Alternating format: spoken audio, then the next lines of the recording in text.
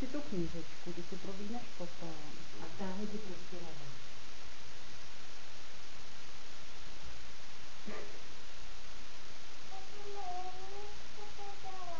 Tak, pojď, já ti pomůžu.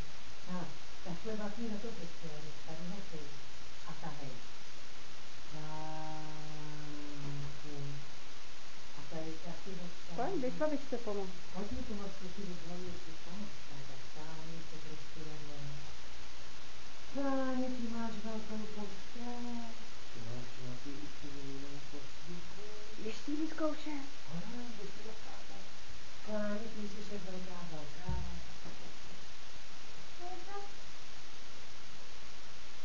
Teda ty máš ale postel.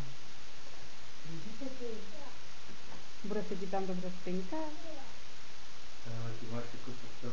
Ty máš větší postel než máma s tátou, víš? Ty máma s tátou mají jenom 80, ty máš 90. No to bude taky vidět prostě, jo? Jo, vlastně na knížku.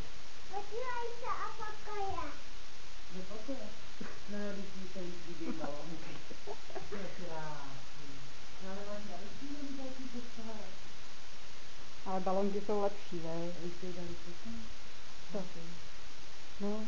To jsem dal taky. Hele.